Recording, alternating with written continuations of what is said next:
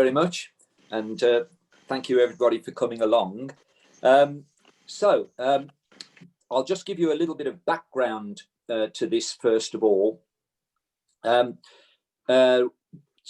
the lockdown started last spring, and all my gigs came to a grinding halt. The last time I've played with my band was March the 7th.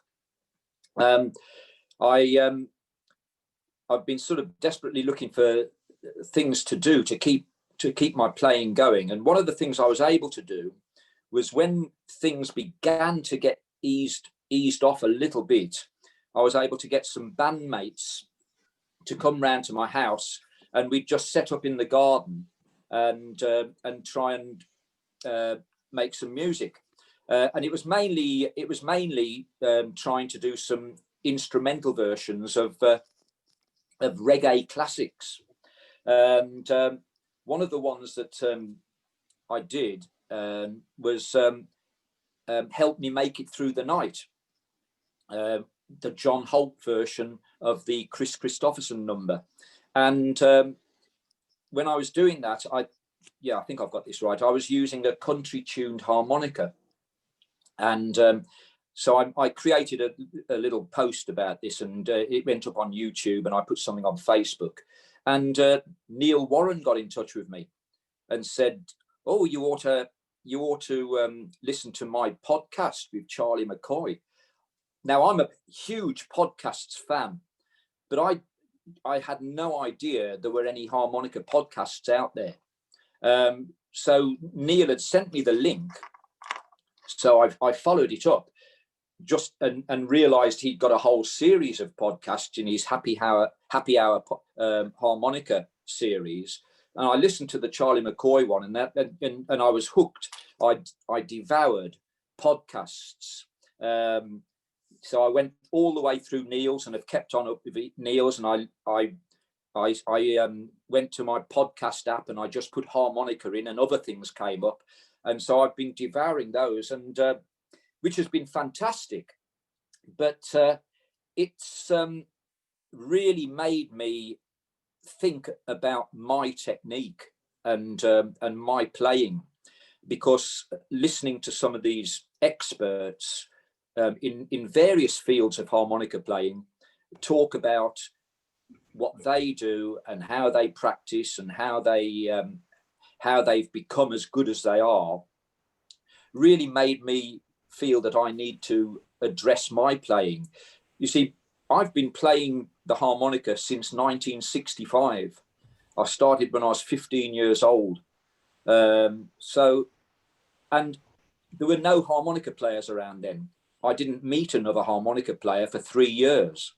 I actually saw some harmonica players because I was lucky enough to be able to go to the American folk blues festivals that were held in the 1960s. And the first one I went to was in 1965, and Big Walter was playing on that. So I got to see him. I saw Sonny Terry. I saw Little Walter. But in terms of me being able to bounce what I was learning off other people and share, there was nothing. Not until I actually started going to folk clubs and started performing myself. The only thing I had was this. I don't know if you can see that well, but that's the Tony Littleson Glover book, which I think this one dates back to, well, it dates back to about 65 or 66. And I was thinking about this actually. I mean, I couldn't really make head or tail of the book. It's very, very detailed. The print is really small, and for a 15-year-old kid, this was like really, really difficult. The one thing that was absolutely fantastic about it, mind you, was the pictures. That wonderful one there of Sonny Boy Williamson, King Biscuit Time. But I think it was this book that enabled me to realize that you didn't just, to play blues, you didn't just sort of, you had to do something different. And so I think it's through that book that I learned that you had to play cross harp, and mainly you were drawing rather than blowing. So I'm pretty certain I got that from the book, but that's pretty much it. And everything else really has been self-taught, apart from odd little bits of help and advice I got given by people I met in folk clubs who were perhaps a little bit further along the road than I am. So in being completely self-taught, obviously I've developed a lot of bad habits. But I mean, what happened for me was that it wasn't really long. Once after I'd started playing in folk clubs and I met other musicians, it wasn't long before I was playing in bands. So I, since probably about 1971, 72, I've always been in a band, usually fronting the band. So,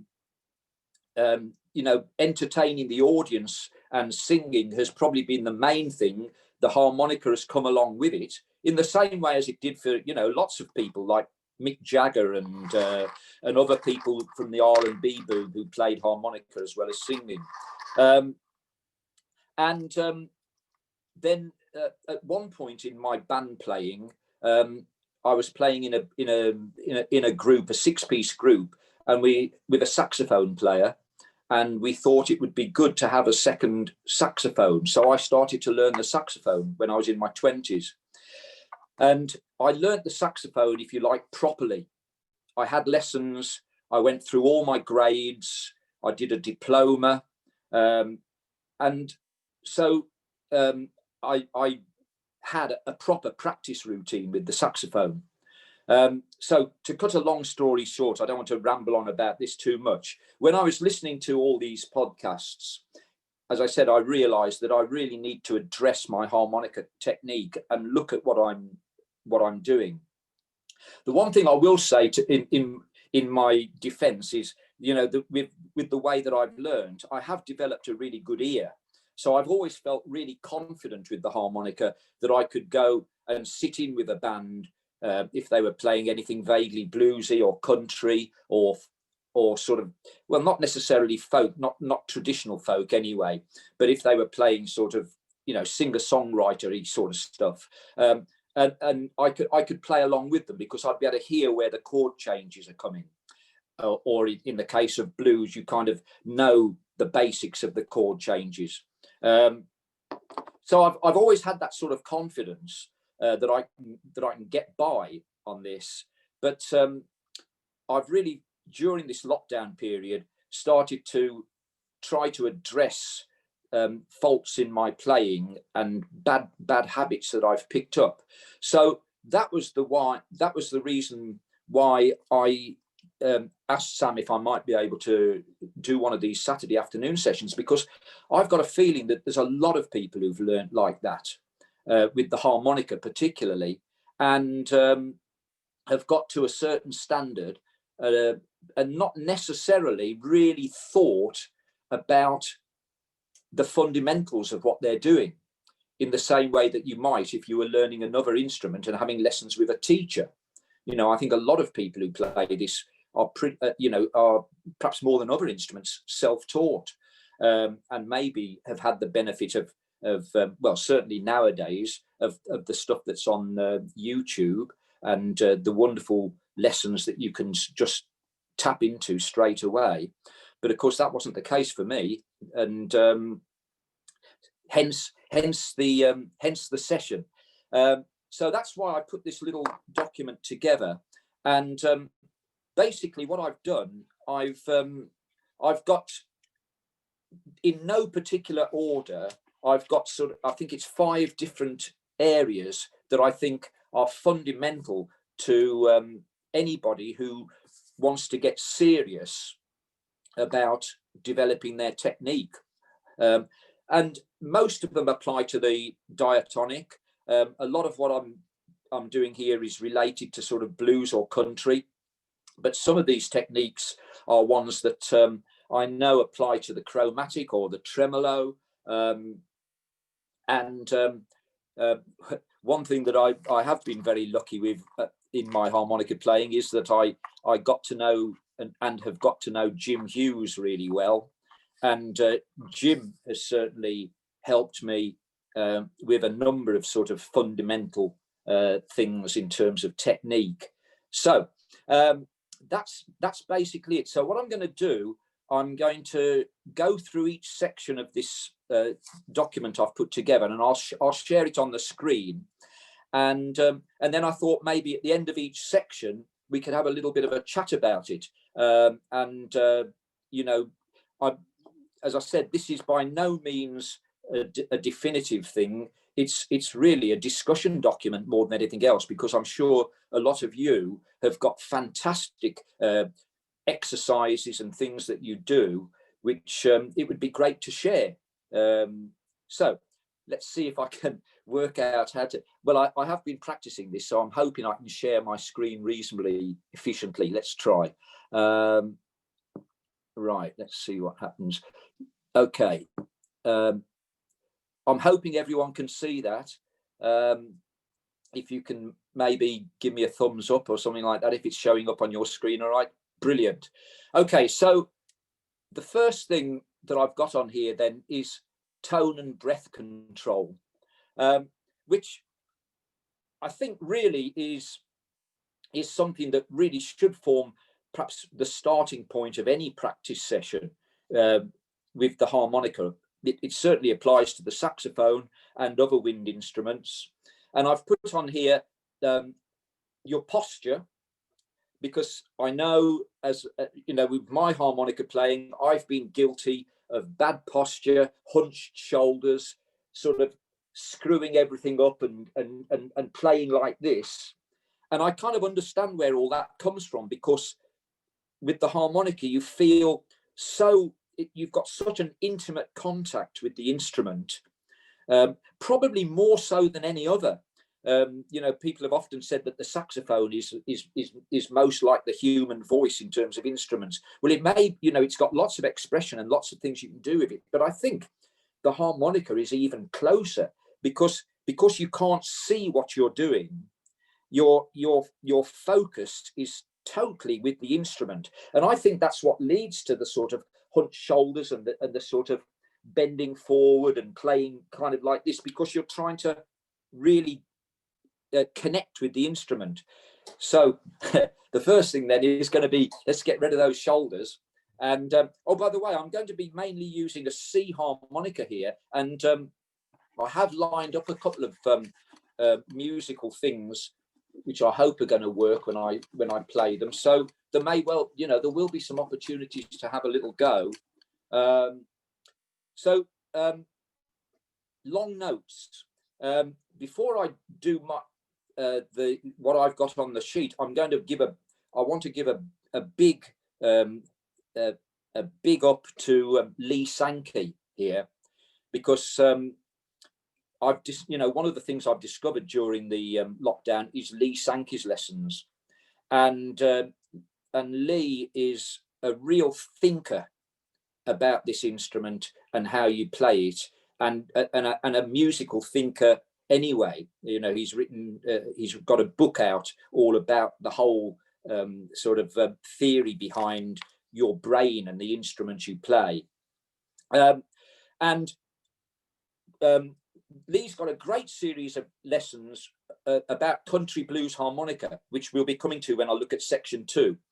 But the first thing that he does is that he says, just blowing into holds 1, 2, and 3, drawing through 1, 2, and 3, maybe blowing through 1, 2, 3, and 4, like I've mentioned, just to really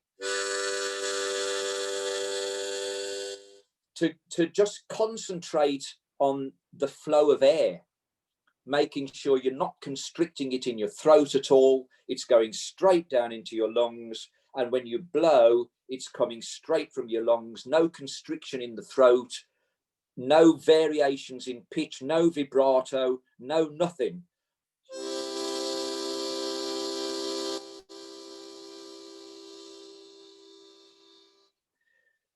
So, and I mean, that is great, because it really warms you up, and it warms up your instrument. Admittedly, with the harmonica, you know, we might be playing through 4 or 5 different instruments in any one session, you know, playing in different keys. So it's not like you're going to necessarily do that every time, but it's a great way to start your practice session. And then coming on to what I've put, long notes. And I do this tongue blocked and pucker because I use both techniques. But just in the first instance, playing the note and just listening to the pitch and making sure there is absolutely no vibrato, no tonal changes. I'm not moving my tongue about at all. And I'm just trying to get a pure sound. So.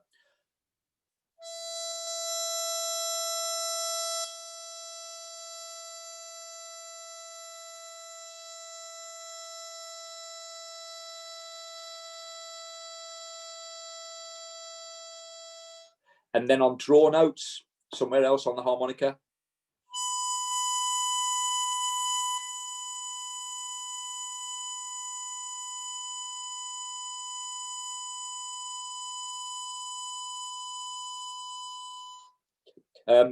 I think that's really useful on some notes. Say your one draw,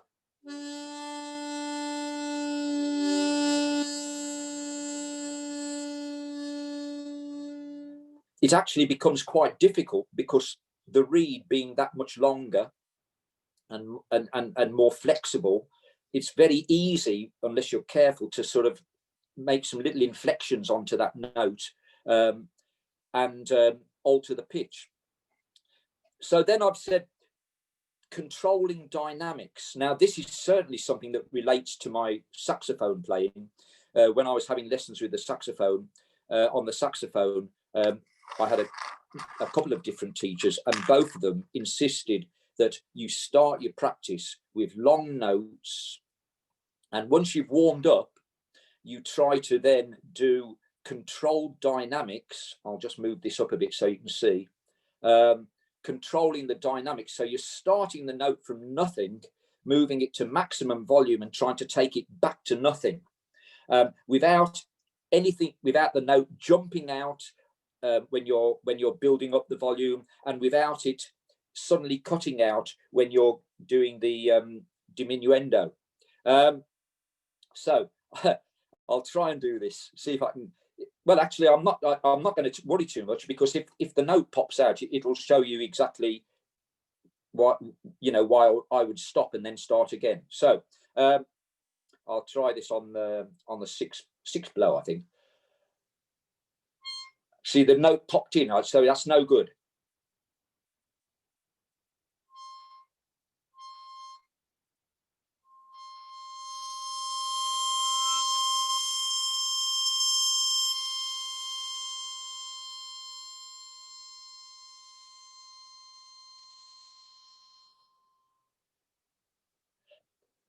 And then fading it out to absolutely nothing. On draw notes, let's try something higher up the harmonica, because that probably be trickier.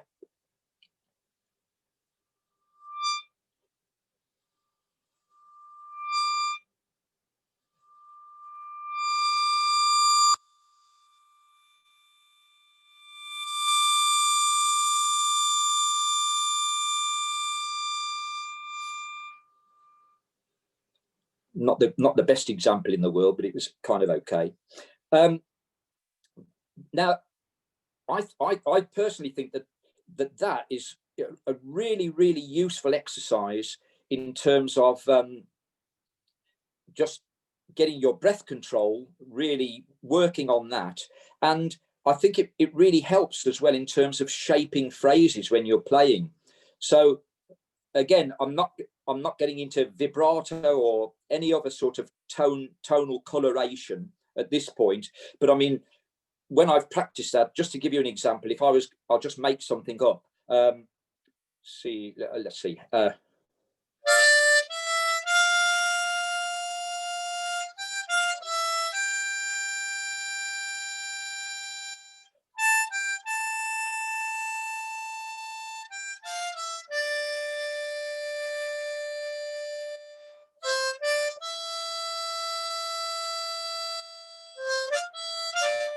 Okay, I'm getting lost in what I'm trying to make up there. But basically what I'm trying to do there is just play anything with some long notes in it, and just try to control those long notes.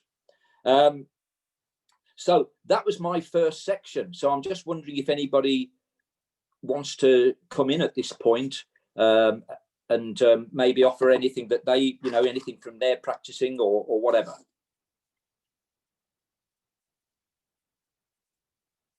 Anybody?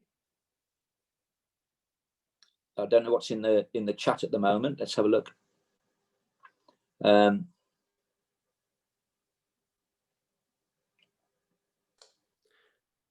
Nothing there at the moment, Ricky. Okay, all right. Okay, well, let's move on. Let's move on to number 2 then.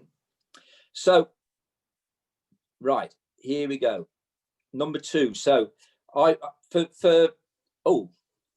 someone is asking me about the Walters. When you saw the Walters back then, can you remember what amps they use? Now then. Okay. So here's the thing. I can't remember what amps they used because they didn't use any amps.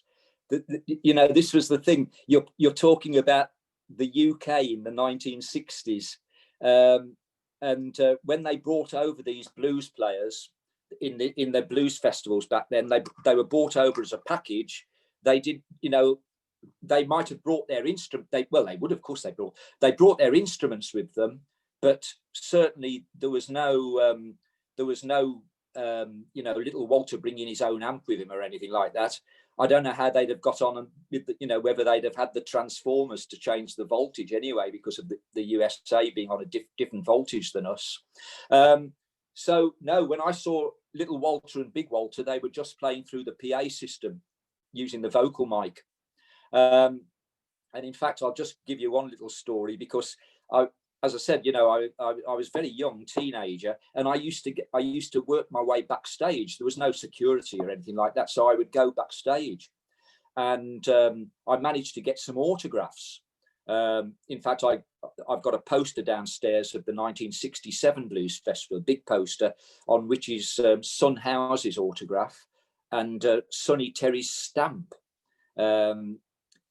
That Sonny Terry there would be a line of people doing autographs with Sonny Terry, and he had this little stamp, and he was just going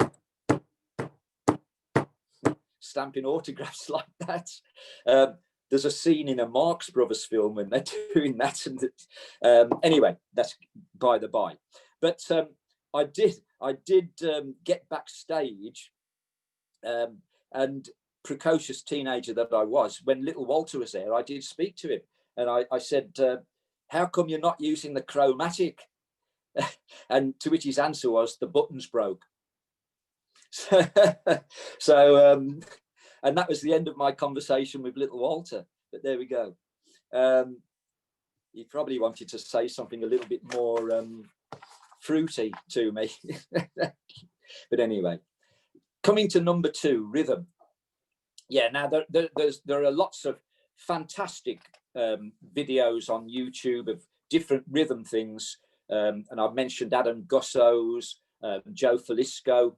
I'm going to mention Lee Sankey again, because he's got some great stuff, and I want to give a heads up for Ed Hopwood as well, who I've only discovered his videos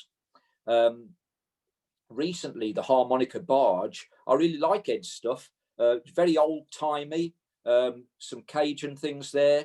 He's got a really nice video on a fox chase rhythm, which I downloaded an extended version of. Very good stuff. The thing about these rhythms, I've put 2 up, which I use, which I'm pretty certain you won't find on YouTube. So with the first one, as I've said, with these rhythms, I think one of the things that I've learned, particularly from listening to the series of podcasts that Lee Sankey did with Joe Falisco, where they really go into the tongue blocking technique in huge amount of depth. but I've learned that you need to articulate your rhythms different ways. Up till now, I would always be sort of doing that taka taka sort of articulation with my tongue on the roof of my mouth, behind my teeth, sort of going, you know, doing that sort of thing. But I've now learned that I really do need to, as well, practice tongue slaps, and also practice doing it in my throat. It changes the tone.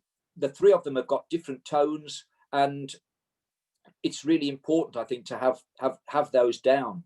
So this Afro-Cuban rhythm. So the way this one works, as you can see, it's basically a quaver rhythm, but the emphasis comes in the way you accent it. So it's 1 2 3 1 2 3 1 2 1 2 3 1 2 3 1 2 1 2 3 1 2 3 1 2 1 2 3 1 2 3 1 2. So and I'll do it on the draw and blow. So I'm going to do it with the taka sort of thing first.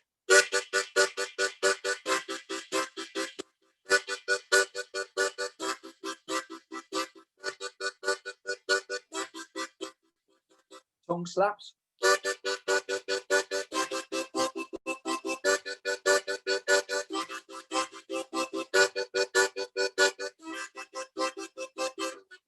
Getting the harmonica a bit moist.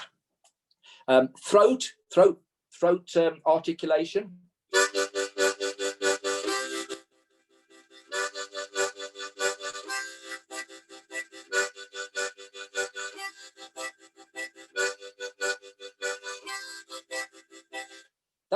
That's actually the trickiest of the three, I think, particularly on the blow.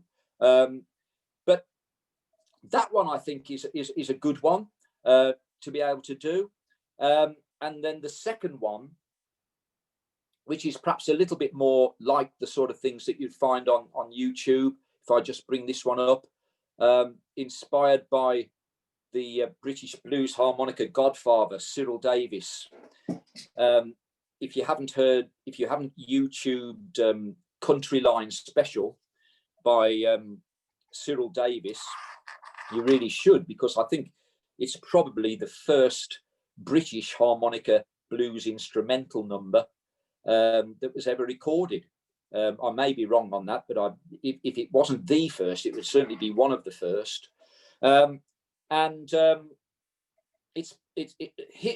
His thing is he does this,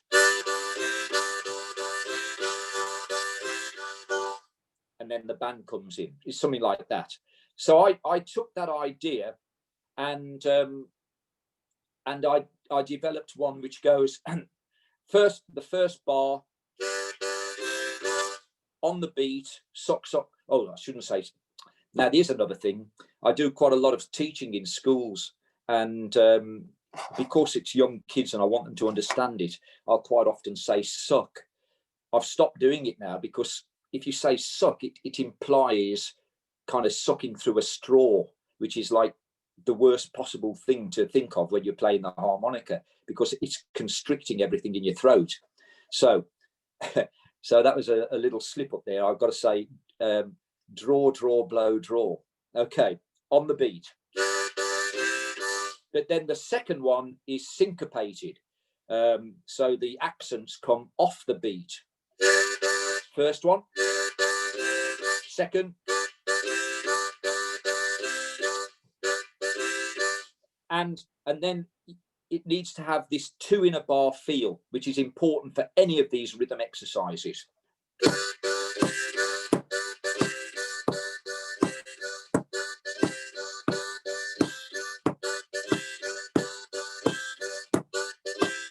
Quite often when I'm doing this just for practice, I'll do it walking around the house and trying to really get that two in a bar feel going. And again, with different articulations. So that was the roof of the mouth one, tongue slaps.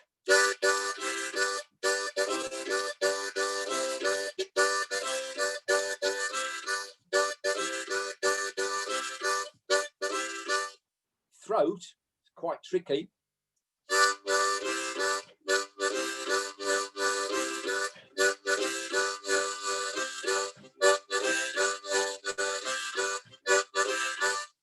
Once you've really got that rhythm down, then you can start messing with it.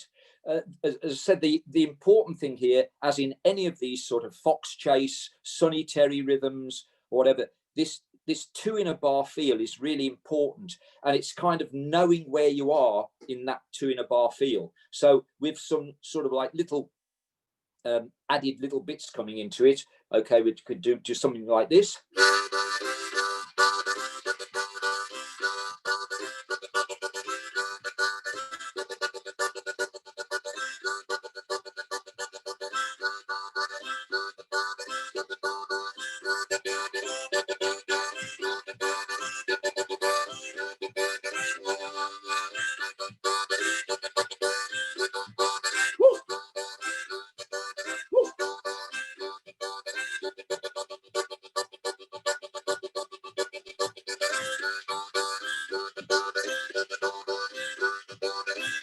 And it's just, you know, knowing something well enough so that you can fool around with it.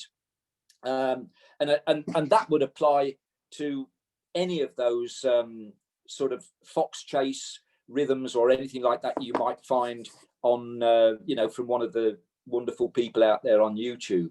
So that was my number 2. So I'm just wondering if anyone wants to come in on that one at all, with anything that they might have discovered or want to share.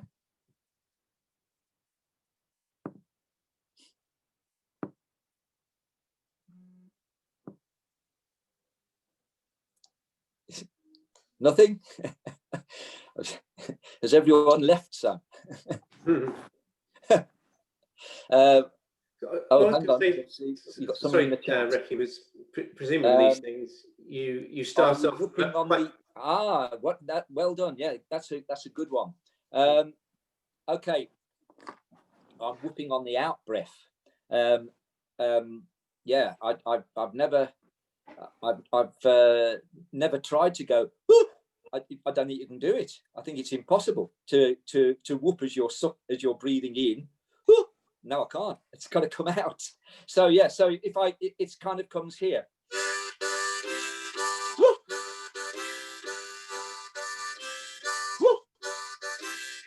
It's there. Just before bar 2, just before the accented rhythm. Sorry, I'll bring this one up. Yeah, just before that first quaver in bar 2.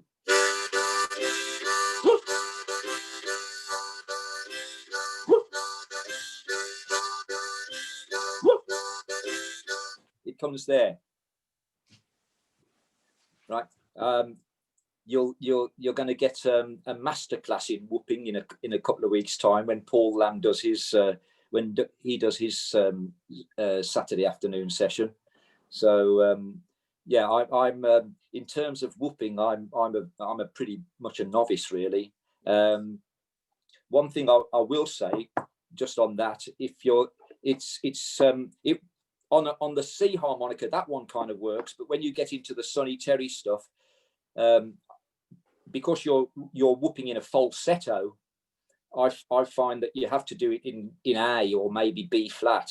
I can't get that sort of you know, all that sort of thing that Paul will be showing us. I can't get that on a C harmonica. Okay, so let's move on to number 3 then. As I've said, these are in no strict order, although I do think the tone and the breath control and the rhythm work, if I've got 15-20 minutes to practice, I would spend my first little bit of time doing that, because it's just going to really warm me up and get my breathing going. Okay, so moving on to accurate note bending. This chart that I've put up here, I adapted from one which is on Andrew Zajak's website. If you're not familiar with Andrew Zajak, he's a harmonica customizer based in Canada, and he's probably, I think, got some of the clearest harmonica customizing videos out there on YouTube. There's loads of them, and he's very, very good at explaining and demonstrating things. So on his website, he's got a Richter tuning note chart, which also includes all the overblows and overdraws. I can overblow a bit. I can't overdraw at all at the moment. Andrew, as you'd expect, and Zajac is Z-A-J-A-C. Z-A-J-A-C, Andrew Zajac. I think on the chart on the little booklet I've put, well, it's not a booklet, on the set of notes I've done, I've got a link. Yeah, if you're able to download this document, I've got a link to his website on there. So anyway, I put this chart here because I think it's quite important to have a reference when you're practicing accurate note bends. Just give me 1 second. I'm going to get my melodica.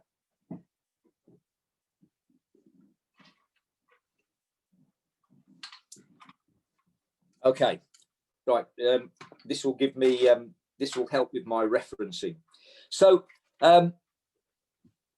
I don't know, those of you that watched some of the festival seminars will have watched and listened to in awe and wonder at Charlie McCoy when he did his session, which was wonderful.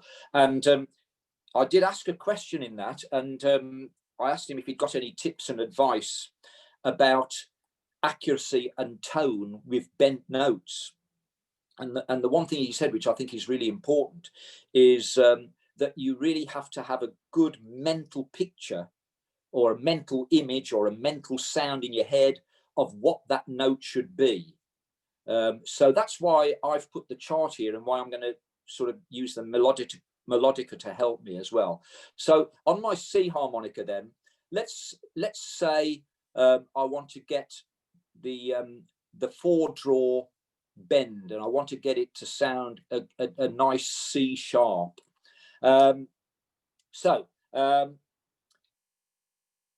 C sharp isn't going to appear anywhere as a normal note. I've chosen a bad one, really, haven't I? Let's I'll change it. Let's say I want to do the three whole step bend. I want to bend that B down to an A. So I've got the 6th draw as a reference. So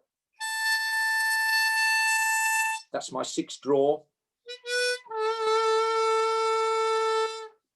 So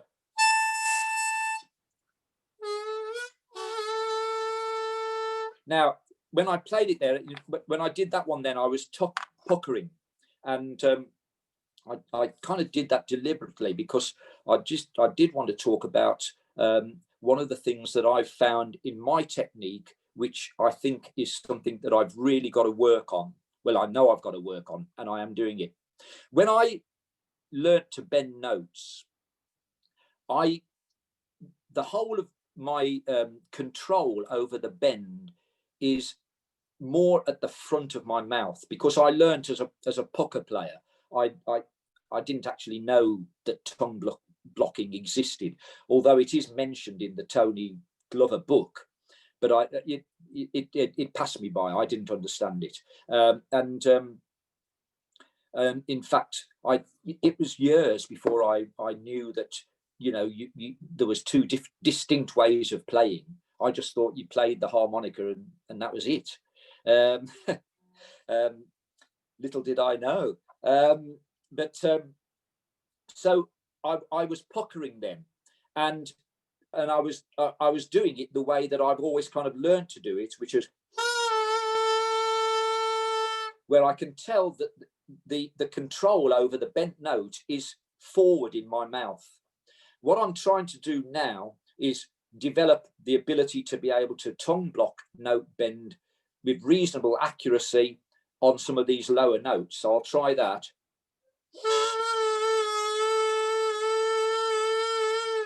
Okay, so that was a tongue block note bend. And the one thing I noticed the moment I do that is that the control over the bend is much further back now. It's in my throat. It's around here.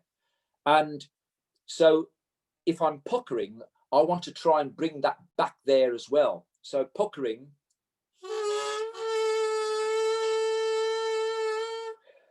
Now that's me doing the note, that bend further back.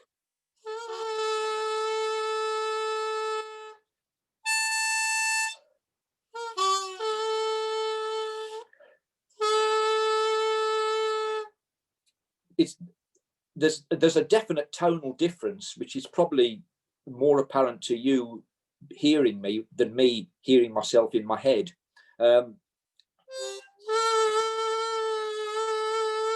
Tongue block, pucker further back in my mouth, tongue block, how I've done it for more years than I care to think. So at the moment, I can still control my bent notes much more accurately that third way, but I know it creates a slightly thinner sound. Now, I mean, if you're somebody who's into, you know, Chicago blues and amplified blues playing, well, you're never going to get a great sound from a microphone into an amplifier unless the engine for your bending of notes and is back in your throat, because you've got to create the big sound, and the big sound isn't going to happen if you're bending like that. It's just going to sound thin.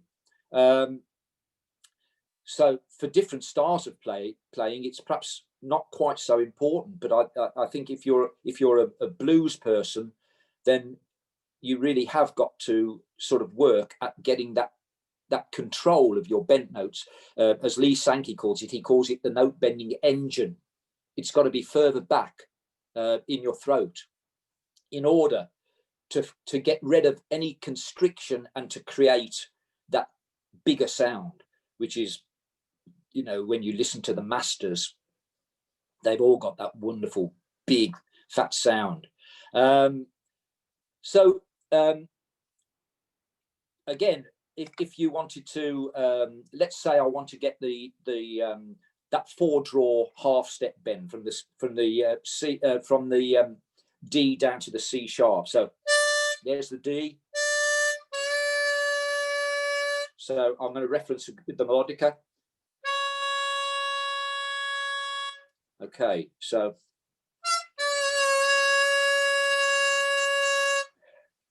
that's front of the mouth, tongue blocked.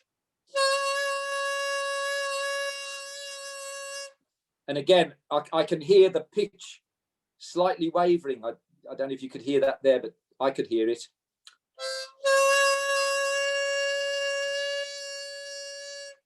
But I know that, you know, if you aspire to do anything like the sort of Charlie McCoy style, you've really got to get that accuracy down. I love Charlie McCoy, so I'm just thinking of Hank Williams' number, I Can't Help It If I'm Still in Love with You.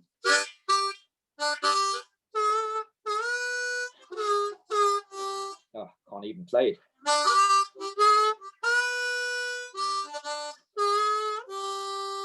So you can hit, there's bent notes in there, as you can tell.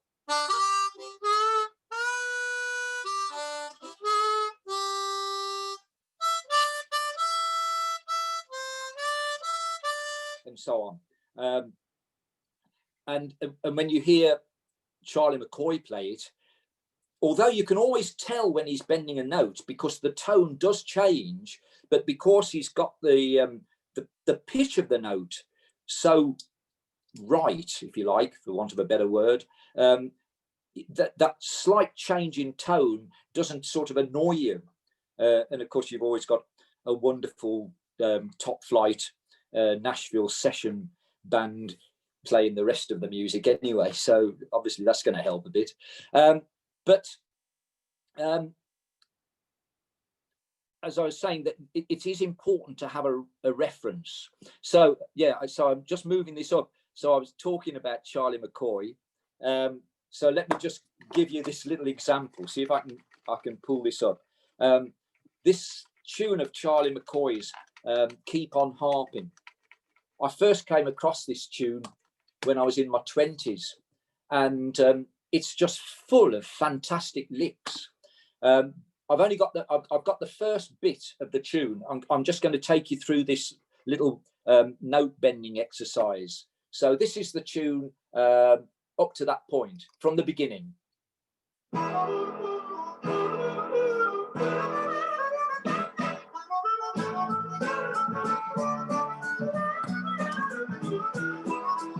So that's the bit. Da da da da da da da da da da da da da. Here it is. Here it is at half speed. Okay, just that bit. It'll sound a bit funny because at half speed the track degrades a bit. Here we go.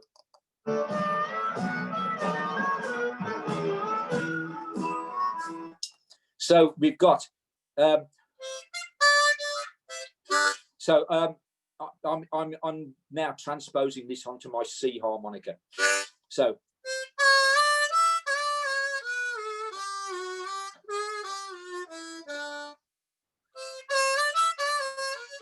Well, let's try again.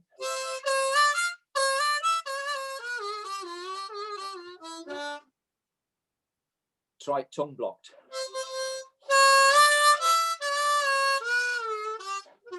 Well, I can't do that one.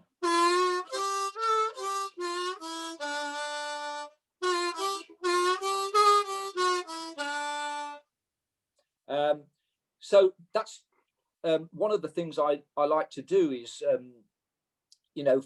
take little ideas from different players and just search for their licks and little riffs and try and learn them. But I can recommend that tune. It's on YouTube if you look it up, because there's a fabulous, really fast rundown he does from the upper end of the harmonica down to the lower end. Let me see if I can. Let's try and do this. It goes something like this.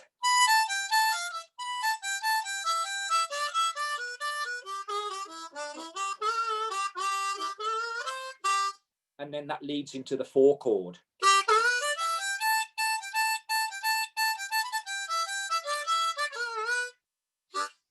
Yeah, Keep On Harping. Definitely worth listening to and having a practice on that one. Okay, so that was my number 3. Does anyone want to chip in with anything at that point? Got a couple of things in the chat. Okay, no, we're okay there. Anybody? Sorry, can I just ask, sorry, yeah. there, Rick? Yeah, yes, no, I'm just thinking that sort of to add onto that is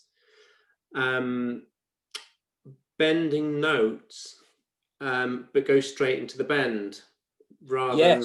Yeah.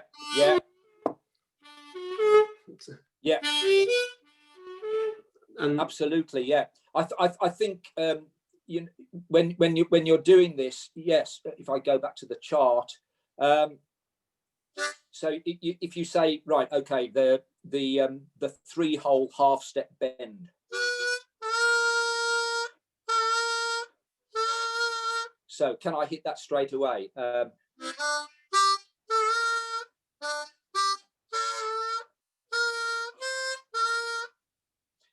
Can I do half-step bends on 1, 2, 3, and 4? So it's going to sound naught without any bends. So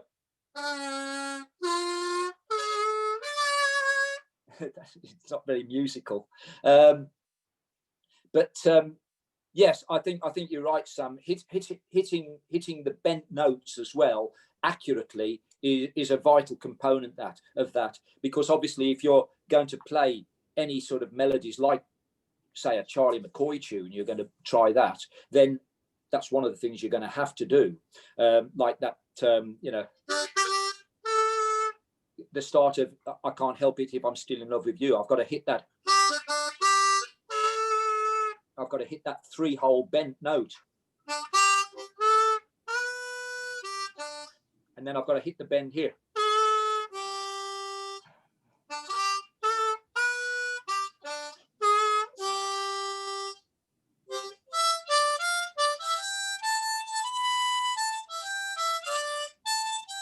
Yeah, you could reference it higher up the harmonica.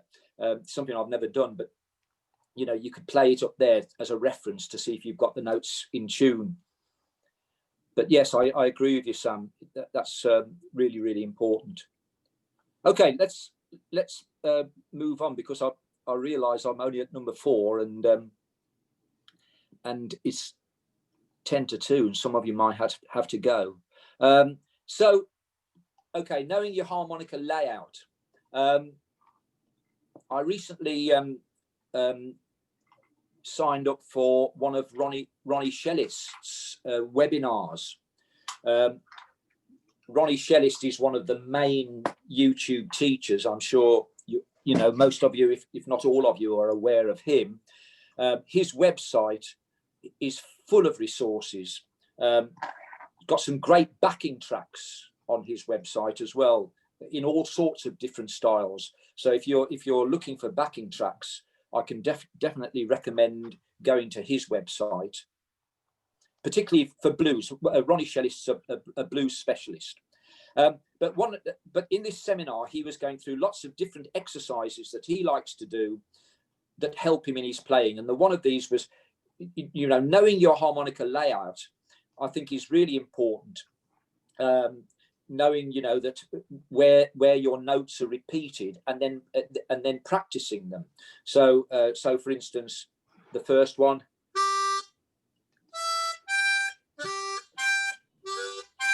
two draw to 6 blow, to the 9 blow, or from 3 blow. It's going to really help you when you're playing. The way he talked about that one was when he was going from 2 draw to 6 blow. Yeah. And he would play something like this.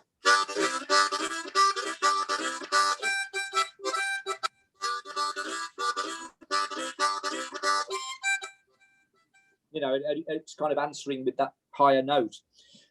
And again, just as an add-on to this, you can try octaves as well. So, you know,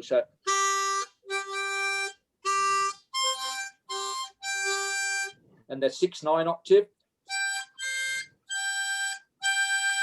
Harmonica's out of tune.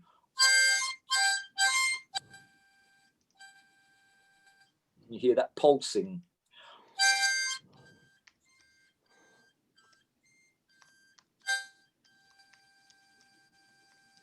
Yeah. So I've put that one in. Those are all really good exercises on repeated notes, and would help you get the layout of your harmonica sorted. Does anyone want to chip in on that one with any ideas or other ideas for harmonica layout?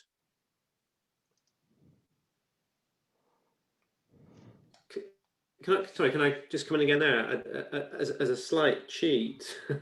Yeah. What I will sometimes do is sort of play the notes as a glissando when you play them fast. So if you don't exactly know where the hole is, yeah,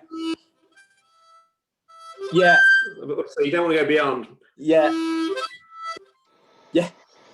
It was the first thing that Ronnie says when he was going through these this exercise. It was the first thing he said. He said, "You're not allowed to glissando up to it." He said, "No cheating." You know, he said, "You've got to learn the spacings." Well, of course, you know, if you were a serious I can't say it, a serious chromatic player, I mean, that would be absolutely fundamental to your technique. Exactly knowing where the notes are on your instrument. So I do think that that's important. I'll move on to number 5, my essential scales. Now, this is by no means a complete list. This is just some that I put down that I thought, yeah, these are important. But for instance, I haven't mentioned the blues scale in this list, and of course the blues scale is vitally important as well. But I just, I mean, for instance, coming back to me and my technique and me wanting to improve my basic technique, I've always been pretty familiar with the major scale, but I've always known it from, you know,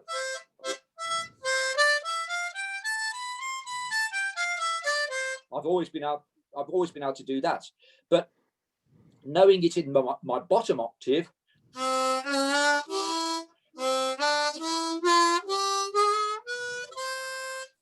you know, I couldn't rattle that off quite so quickly.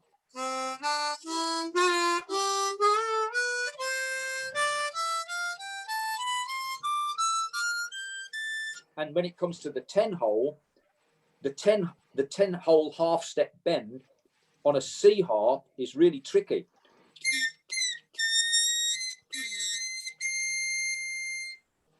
If I switch to an A harp, an A harmonica,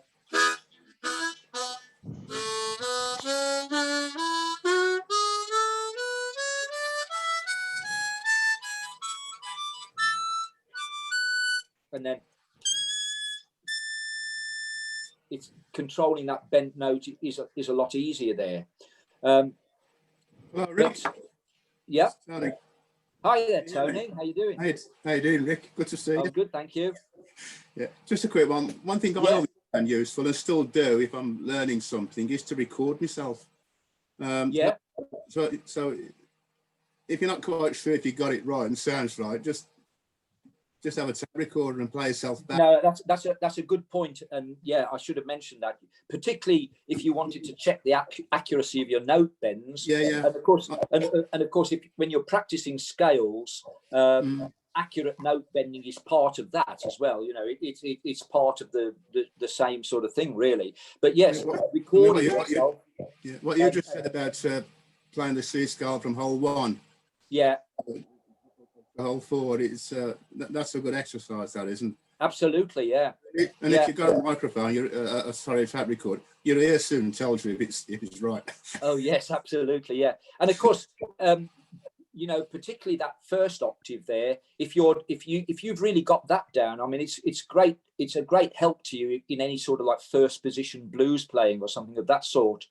You know, really knowing that major scale. In the first octave.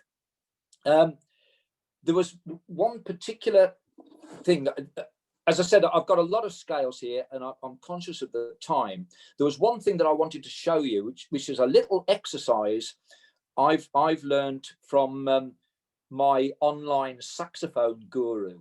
On YouTube, there's a saxophone player. It might be worth making a note of this, a chap named Randy Hunter. Randy Hunter's based in Georgia, and he's as well as being a wonderful player, he's an educator as well, and he's got a fabulous website with loads of great resources, but he's also got a lot of instructional short videos on YouTube with some great little ideas. Now, one of the things that he does, and I certainly do this with my saxophone playing, I'm going to share another document with you. If you just give me 1 second. Okay. Let's see if I can get this up. Yeah. Right. 5-note cycle practice. The pentagon's there just because I'm a bit of a visual learner. Okay, so if we're taking a minor pentatonic scale, so again, I'm on my C harmonica. So I'm going to do the first one.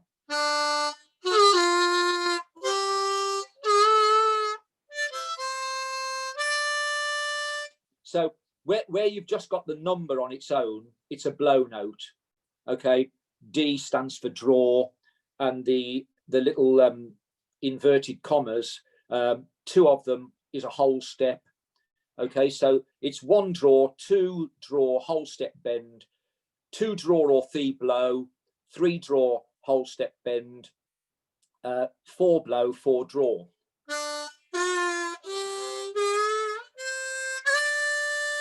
Now, so if you take the first 5 notes, which are the 5 different notes of a pentatonic scale, and you practice them up and down.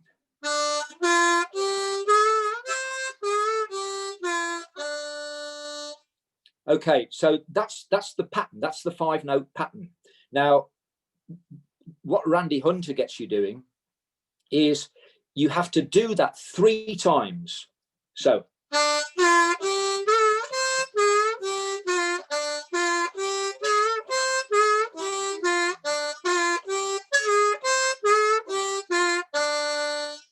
Then you go to the 2 draw, whole step bend, and you start the pattern from there. So you'll go from the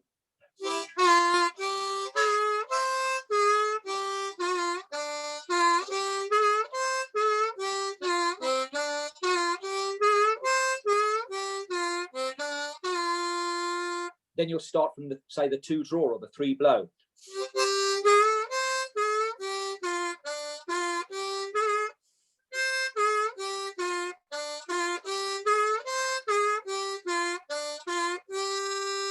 And so on. Then you start it from the 3 draw, whole step bend.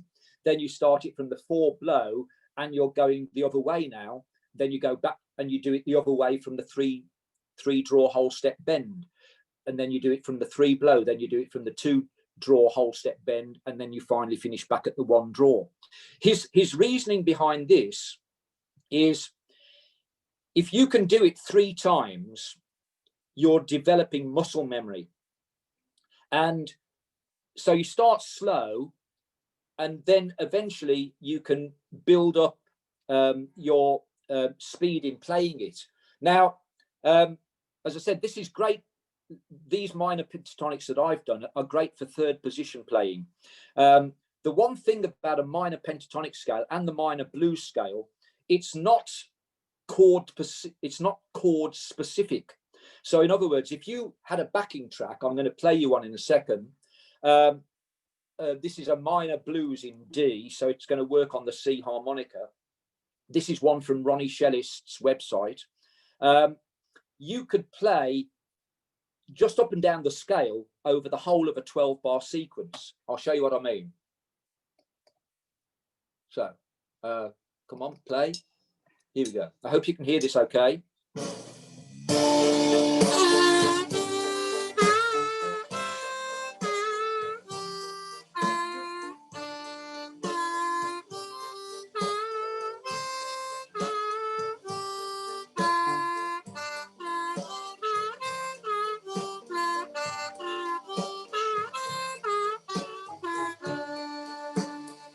I'll start from the 2 draw now, I'll try.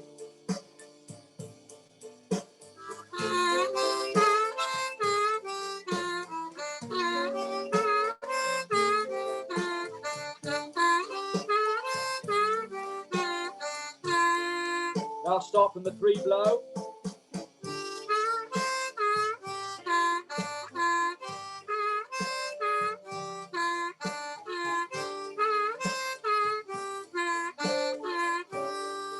And so on. So you know, you can make these little practice things you know, a bit more enjoyable to play by playing along with them with some backing tracks. I'll just take that one out. So I'm just going to come back to the other document. Where am I? Here we go. So there are a number of different scales there that I've put, and there are many more that you could add on to it. I don't think we're going to have time to talk about number 6 really, but because this is like a big discussion point, maybe we should have somebody do a whole Saturday afternoon session just on vibrato.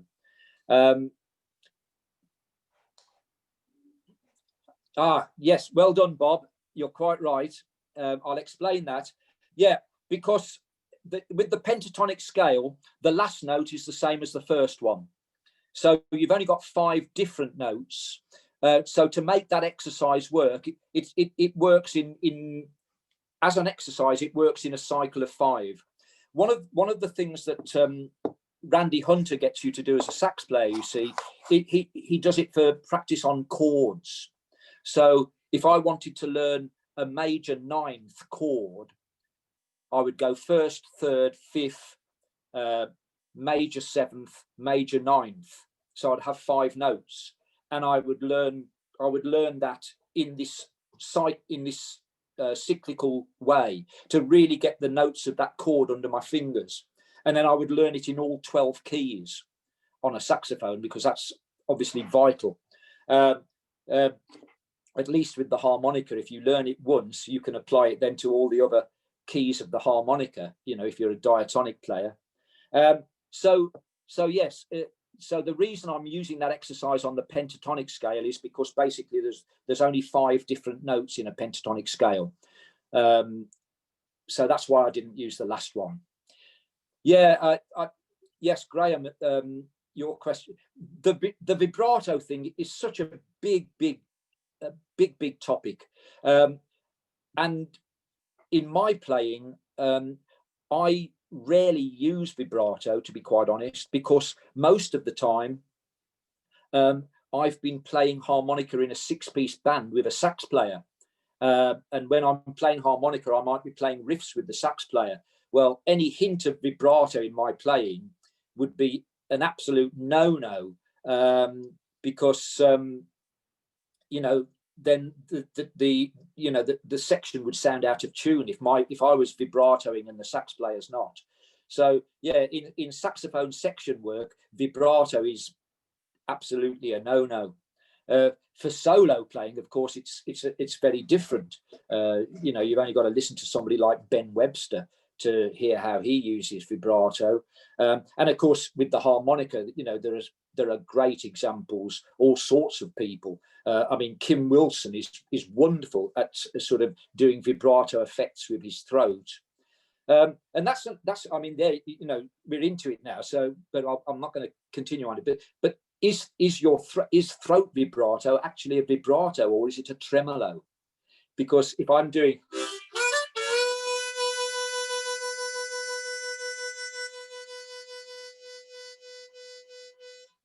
I'm aware that I'm actually stopping and starting the airflow with my throat there. So strictly speaking, that's tremolo, not vibrato. I mean, vibrato is a change of pitch. So there we go. But I think yeah, I noticed, Sam, you saying you'll see what you can do. Yeah, Will Wilde does. I've watched his video on throat vibrato, and of course he uses it for effects as well. But you know, he'll kind of, I can't do it like he does. I'm conscious that I'm using my mouth as well there. I mean, I've done things like, you know, horrible things like that with my tongue. You know, it is a really big subject, and I think it would be great to get somebody, a really top chromatic player, to talk about how they have developed throat vibrato, or that might be really, yeah, exactly, yeah. That's what I was just doing. Yes, it's a big one. I'm aware it's coming up to 3:10. How are we doing, Sammy? I mean, if people are happy to stay, I'm happy to carry on for a little bit and just finish off my little thing. Yeah, that's fine. Don't say the numbers are still there. So if they start dropping off, I'll send you a private message.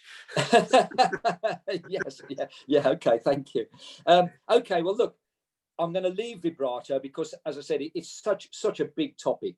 But let's have a look at a little look at working on riffs, motifs, and tunes, because I mean, one of the things that anybody who's going to play any sort of music where you're going to improvise is you're going to pinch ideas.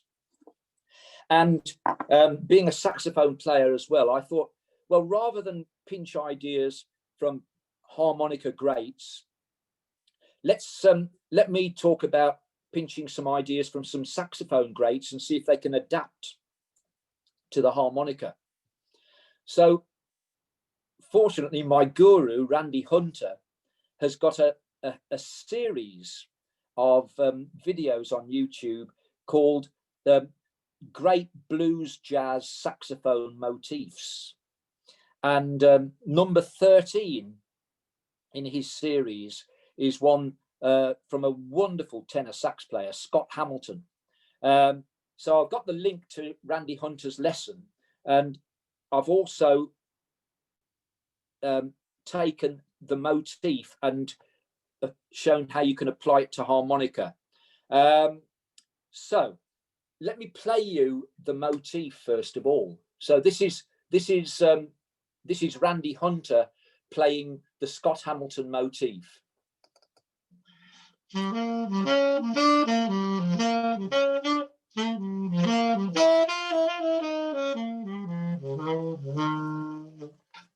I'll play it again so you can just hear it.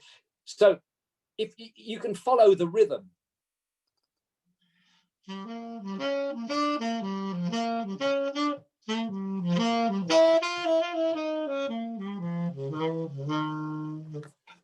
Okay, so now that actually is in B flat.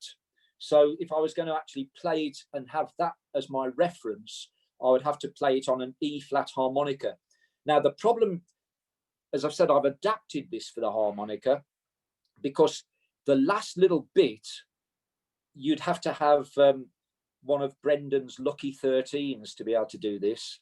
I've got one here in E flat, but so I'll try and show you. So it starts.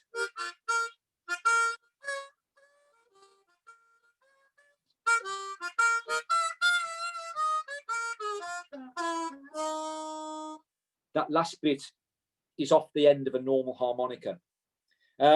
So I'm going to transpose it now for my C harmonica. So where am I with my C harmonica? What have I done with it? Oh yeah, that's it. Okay, so following the little tab, then I realise I've missed out the first note. Oh, let me just get that for him. Yeah. Yeah. The first note is a 2 blow. That's it. So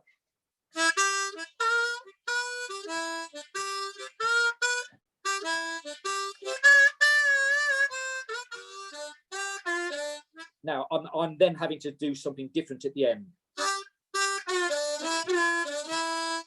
which would then lead me into the 4 chord of a 12-bar blues.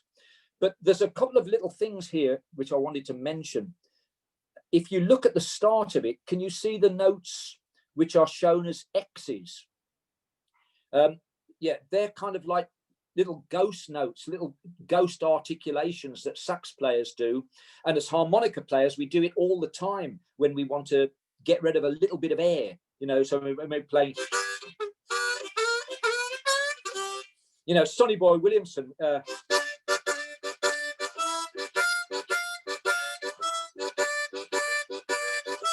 you know, he's always using little out breaths to get rid of air. So that first little phrase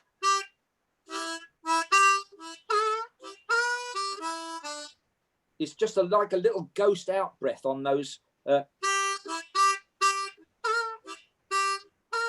So, and it helps make it swing.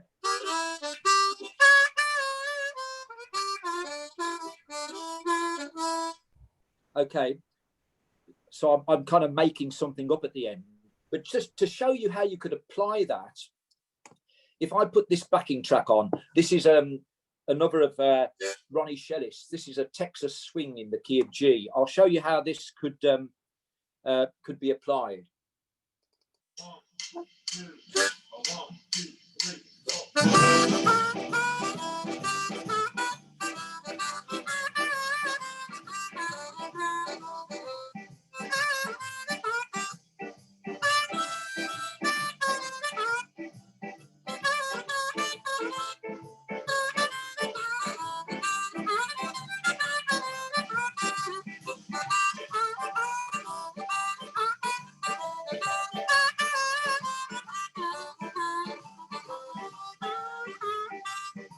Okay.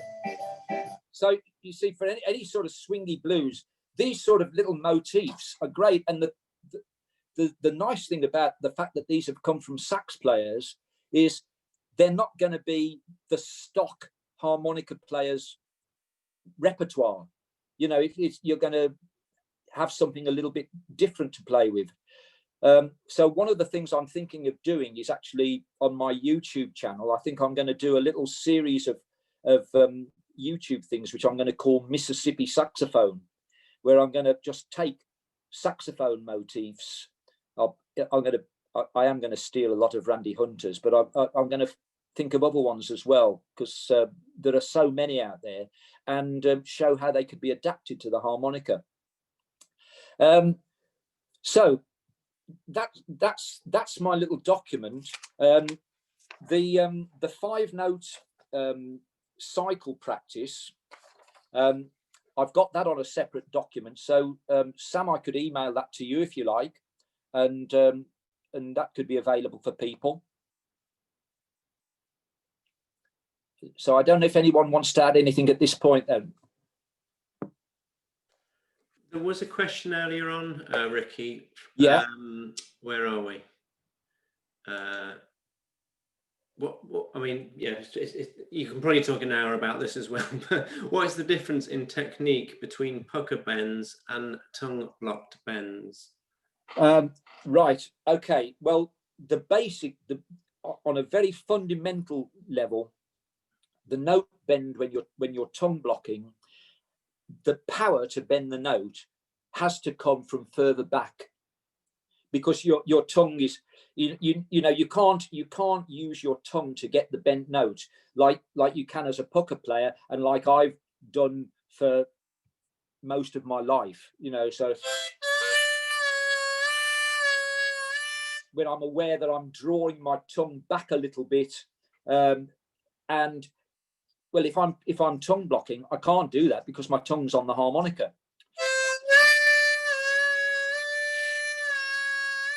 So the power to bend the note has got to come from much further back in my vocal cavity, and for that reason, it changes the tone of the bend, and it does give a bigger sound. So even as a pucker player, I'm working on the idea now of trying, when I say as a pucker player, even when I'm note bending with a pucker embouchure, I'm working on the idea now of I want to bend the note from further back in my mouth. So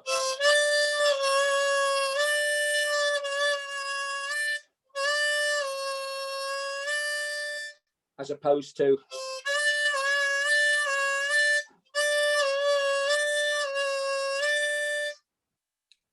ultimately it will lead to a bigger sound. I mean, at the moment I've got much more control, you know, when I'm doing it the way that I've done it for so many years. But for instance, with that Scott Hamilton riff, I could do that tongue blocked.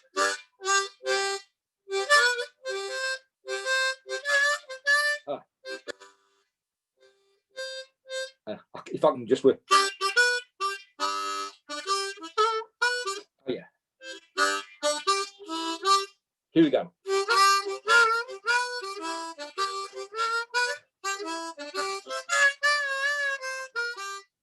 So that all of that was tongue blocked then.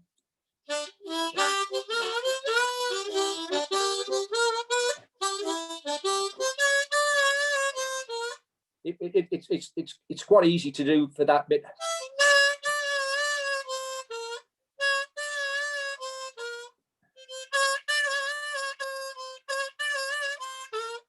I can hear that's the old way. That's a much thinner sound. I don't know if it really comes across when you're listening to it. That's tongue blocked, and that's my old way of puckering it. I don't know. Did that answer the question? Yeah. The main thing is when you're tongue blocking, you're forced into doing it from further back in your vocal cavity, just by virtue of the fact that your tongue is on the harmonica. And of course, if you're a blues player, you know, the vast majority of the traditional players, the greats, you know, Sonny Boy Williamson 1 and 2, both of the Walters, Carey Bell, James Cotton, they were all tongue block players. I do believe, I might be wrong in this, but I think Junior Wells was a pucker player. I think I might be wrong, or he might have done both. But and he gets a pretty big sound. So, you know, I think you, as far as I'm concerned, I think you've got to have both techniques, because certainly the tongue block technique, if you're doing anything, no, Sonny Terry, in fact, was a tongue blocker. Yeah, you'd have to take my word for it, but yeah, okay, yeah, Joe Felisko put me right on that one. Yeah, Sonny Terry is a tongue blocker. Yeah, but it's if you know to talk, it's only through tongue blocking that you can get those. I played that Sonny Boy Williamson thing, you know, that.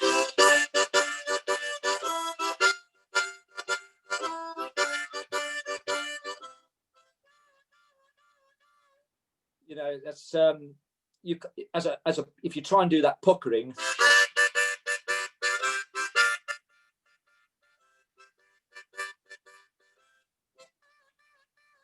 it's just it's not in this, it's not in the same race.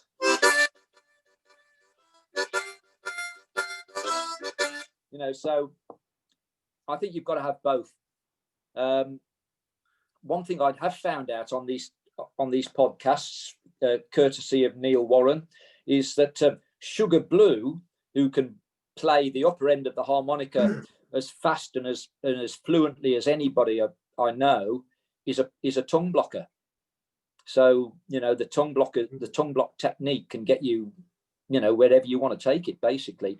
But as I said, you know, for me personally, I like to use both. Okay. And increasingly, I'm tongue blocking these days as a result of checking all these podcasts out and realizing that I need to. Anyway, there we go. There was David. Did you want to? You had your hand up. Did you want to ask a question? No, that's okay then. Were you asking if you could go to the toilet? Well, I mean, one thing you've mentioned there about, you know, I suppose one of my not bugbears is, but I think as you start playing, you want to think, right, I want to mimic, you know, Sonny Terry or whatever. But for me, I think once you've had a go at doing that, I think it's important to find your own sort of Absolutely. Sound, your own feeling. And I think, I mean, I'm a Great Madness fan. Yeah, and certainly a lot of stuff like, you know, One Step Beyond, Night Boat to Cairo. I've actually learned the full solo to Night Boat to Cairo, so it's right.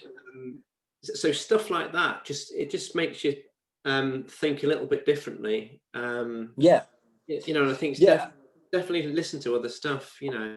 Yeah, that's why I deliberately wanted to mention those saxophone motifs, because I mean, if you're not a sax player and, you know, have loads of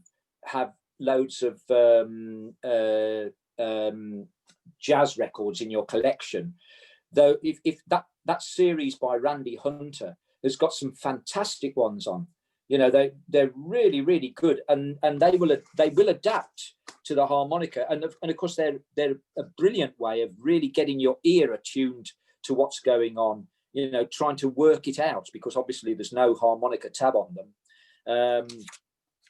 which I will do when I do, I am going to try and do this Mississippi saxophone series, so, you know, but Don't wait for me. So any other questions? Yes, somebody has said something about when did I get to know Oh, sorry. Tongue blocking. Oh, when did you discover tongue blocking? Yeah. Oh dear me. I became aware of it when I really became aware of other harmonica players and got to talk to them. One embarrassing thing I do remember, I think it was 1980, 81. The band I had then was called Ricky Cool and the Rialtos, and we were doing a university gig, and the other band on the gig was the dance band. I don't know if you remember the dance band. They started shortly around the same time as the blues band, you know, and there was the dance band, and I think the harmonica player in the dance band was Peter Hope Evans. I think. I'm not sure. I might be wrong on that. But anyway, it doesn't matter. But he came into our dressing room and he said, "Oh, Ricky, I like your harmonica playing. Are you tongue blocking or puckering?" And me with my sort of arrogance as well, as I was like, "I don't know, I just play it." That's what I said. And he walked out. I thought, I can't go, I can imagine he obviously thought imbecile, and left the room. I didn't know. I just played it. I played it okay, but I didn't really know what I was doing. So, and I certainly didn't know that, all of those great blues players were tongue blocking. I often wonder why I could never get a decent sound out of an amplifier. And now I know. But there we are.